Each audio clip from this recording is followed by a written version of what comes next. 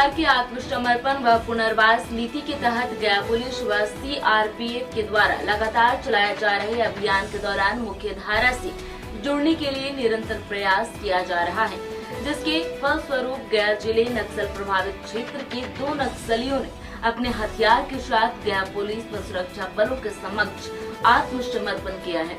इस मौके पर गया जिला पुलिस के कप्तान आशीष भारती व सुरक्षा बलों के संयुक्त तत्वाधान में आत्मसमर्पण समारोह का आयोजन किया गया था, जिसमें नक्सली संगठन को छोड़कर मुख्य धारा में जुड़ने पर दोनों नक्सलियों का स्वागत एसएसपी सुरक्षा बलों के अधिकारियों ने माला पहनाकर व सम्मान राशि देकर किया। एसएसपी आशीष भारती ने बताया कि गया पुलिस व विभिन्न सुरक्षा बलों के तत्वाधान में लगातार कार्यवाही की जा रही है। लगातार कार्यवाही से प्रभावित होकर और बिहार सरकार के आत्मसमर्पण पुनर्वास नीति से प्रभावित होकर 2 नक्सलियों के द्वारा आज जिला पुलिस कार्यालय में हथियार व कारतूस के साथ आत्मसमर्पण किया गया है। जो नक्सलियों ने आत्मसमर्पण किया है उनका नाम है प्रदीप सिंह भोक्ता उर्फ नीरज एवं दिनेश भुइया उर्फ उमेश उर्फ मिट्ठू। दोनों नक्सली गया जिले में कई नक्सली हिंसा में शामिल रह चुके हैं। साथ ही साथ औरंगाबाद व अन्य जिलों में भी नक्सली हिंसा में शामिल हुए हैं। जो नक्सली आत्मसमर्पण किए हैं वो वर्ष 2019 में डुमरिया प्रखंड के छकरबंधा पहाड़ी पर नक्सलियों के एक बड़ा समूह एकजुट हुआ था, जिसके बाद पुलिस और सुरक्षा बलों के संयुक्त कार्रवाई में नक्सलियों के बीच में मुठभेड़ हुआ था, जिसमें नक्सलियों ने एक आईडी ब्लास्ट किया था, जिसमें एक कोबरा के सब इंस्पेक्टर शहीद हुए थे, जिसके बाद सभी नक्सली फरार हो गए थे। वहीं सीआरपीएफ 159 बटालियन के ऑपरेशन डीआईजी ने बताया कि हमारा प्रयास यह है कि हमारे 2 बटालियन हैं, यहाँ 159 और कोबरा 205 बटालियन। हम सरकार की नीतियों के तहत हमारी कोशिश यह है कि जो समाज के मुख्य धारा से भटके हुए लोग हैं उनके द्वारा पुनर्वास हो और समाज के मुख्य धारा में उनको हम ला सकें। गया जिले में गया पुलिस तथा विभिन्न सुरक्षा बलों के द्वारा जिसमें सीआरपीएफ 159 बटालियन, सीआरपीएफ की कोबरा बटालियन तथा एसएसबी की 32 बटालियन के द्वारा यहाँ पर लगातार नक्सलियों के विरुद्ध लगातार कार्रवाई की जा रही है और इसी क्रम में जो सुरक्षा बलों की कार्रवाई से प्रभावित होकर के और जो बिहार सरकार की पुनर्वास सह आत्मसमर्पण नीति है उससे प्रभावित होकर के 2 नक्सलियों के द्वारा आज पुलिस कार्यालय गया में यहाँ पर आर्म्स और एम्यूनिशन के साथ सरेंडर किया गया है। ये जो 2 जिन्होंने सरेंडर किया है इनके नाम हैं प्रदीप सिंह भोक्ता उर्फ नीरज तथा दिनेश भुइया उर्फ उमेश उर्फ मिट्ठू। ये जो दोनों नक्सली हैं ये पूर्व में गया जिले में कई मामलों में ये शामिल थे और साथ ही साथ गया जिले के अलावा औरंगाबाद तथा अन्य जो झारखंड से भी पता किया जा रहा है कि झारखंड में कुछ किन घटनाओं में ये शामिल रहे हैं। जो महत्वपूर्ण मामले हैं वो वर्ष 2019 में छकरबंधा पहाड़ी पर जो नक्सलियों का एक बड़ा समूह वहाँ पर इकट्ठा हुआ था, तो उसमें पुलिस के द्वारा कोबरा 205 बटालियन के द्वारा तथा एसटीएफ और एसएसबी के द्वारा उस समय अभियान चलाया गया था। लेकिन उस अभियान के दौरान नक्सलियों के द्वारा एक आईडी ब्लास्ट किया गया था, जिसमें कोबरा के एक जो सब इंस्पेक्टर हैं वो शहीद हुए थे और उस मामले में काफ़ी फिर उसके बाद जब कार्रवाई की गई थी तो सभी नक्सली पीछे हट गए थे और जान बचा करके भाग गए थे। इस मामले में दर्जनों की संख्या में आईडी को वहां से बरामद किया गया था और नक्सलियों द्वारा इस्तेमाल किया जाने वाला बहुत सारा सामान भी बरामद किया गया था, जिस संबंध में लुटवा थाना कांड संख्या 1/19 दर्ज है।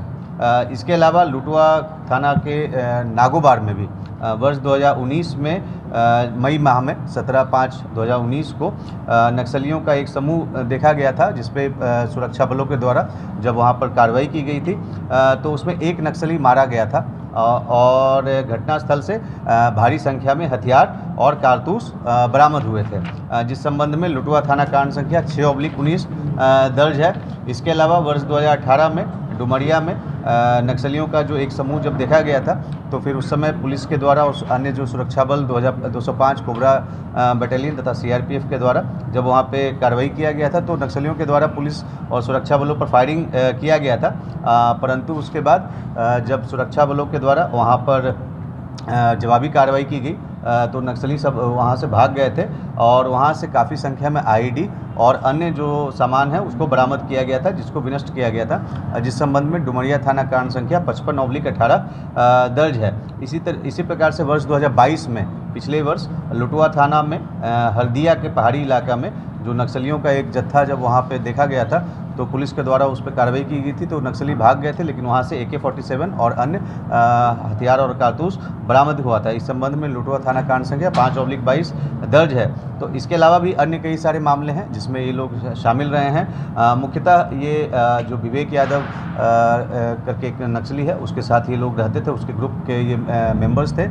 परंतु पुलिस की कार्रवाई तथा आत्मसमर्पण नीति को देखते हुए इन्होंने सरेंडर किया है और इनके पास इन्होंने 2 हथियार तथा 57 कारतूस के साथ आज सरेंडर किया है।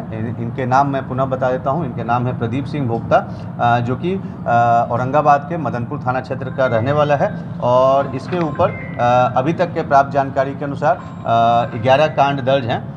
इसके अलावा दिनेश भुइयाँ उर्फ उमेश उर्फ मिट्ठू, जो कि कोठी थाना क्षेत्र का रहने वाला है और अभी तक के प्राप्त जानकारी के अनुसार इस पर 1 कांड नक्सली कांड दर्ज है। हम लोग झारखंड पुलिस से भी हम लोगों ने इनका आपराधिक इतिहास के संबंध में डिटेल्स मांगा है। धन्यवाद।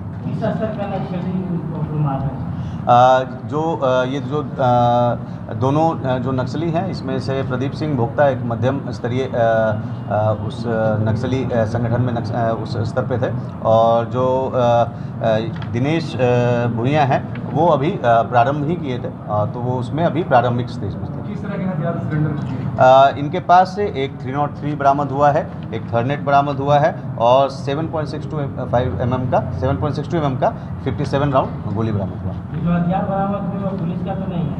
इसमें जो हथियार है ये जो नक्सलियों के द्वारा अपने साथ लाए गए हैं आत्मसमर्पण के लिए। और मैं आपको बताना चाहूँगा कि आत्मसमर्पण नीति के तहत इनको काफ़ी जो बिहार सरकार की आत्मसमर्पण नीति है, जो अपडेटेड नीति है, उसके तहत इनको अगले 3 साल तक अगर इनके द्वारा अच्छे तरीके से ये रहते हैं तो उसके बाद मतलब इनके FD में अभी जमा करा दिया जाता है, जो कि 3 साल बाद इनको मिलता है, जो कि 2.5 लाख रुपए है। और साथ ही साथ जब अगर ये प्रशिक्षण करना चाहते हैं, रोजगार के हिसाब से प्रशिक्षण करना चाहते हैं, तो उस समय प्रशिक्षण अवधि में भी इनको 10,000 रुपये प्रति माह इनको स्टाइपेंड दिया जाता है। इसके अलावा अन्य भी जो काफ़ी सारी जो इनको सुविधाएं हैं नीति के तहत वो दी जाती हैं। मुख्यतः उसका उद्देश्य यह है कि ये नक्सली विचारधारा से अलग हो जाएं और पुनः उस प्रकार की विचारधारा में सम्मिलित नहीं हो। इसके लिए जो भी रोजगार के लिए पर्याप्त जो साधन जो इनको ट्रेनिंग है या जो अन्य सुविधाएं मुहैया कराई जानी है उसको कराया जाता है। अब ये नक्सली बनाकर दी गई इनके द्वारा, इसे अपने साथी के बारे में जानकारी दी। अभी हम लोगों ने इनसे पूछताछ किया है और इनसे पूछताछ के आधार पे जो अग्रतर कार्रवाई है वो किया जा रहा है। अभी SP साहब ने इन दोनों नक्सलियों के बारे में आपको बताया है और पूरी जानकारी दी है कि ये कब से नक्सलवाद में शामिल थे और किन किन घटनाओं में ये सम्मिलित रहे। हमारा प्रयास ये है कि हमारी 2 बटालियन है यहाँ, 159 बटालियन और 205 कोबरा बटालियन। हम सरकार की नीतियों के तहत हमारी कोशिश ये है कि जो समाज के मुख्य धारा से भटके हुए लोग हैं उन्हें दोबारा उनका पुनर्वास हो और समाज की मुख्य धारा में उनको हम लाएं। और इसी प्रयास के क्रम में आज ये 2 नक्सलियों ने हमारे समक्ष आत्मसमर्पण किया है और हम कोशिश करेंगे कि इनको समाज की मुख्य धारा से इनके समर्पण से अब उस इलाके में जो नक्सल प्रभावित इलाके क्या फर्क पड़ेगा? देखिए, ये तो लगातार हमारा और पुलिस के साथ हम लगातार ऑपरेशन कर रहे हैं और ये करेंगे तो लगातार इसके इनके पहले भी कईयों ने किया है, तो निश्चित रूप से इनका मनोबल अब तो टूटता ही जा रहा है। गया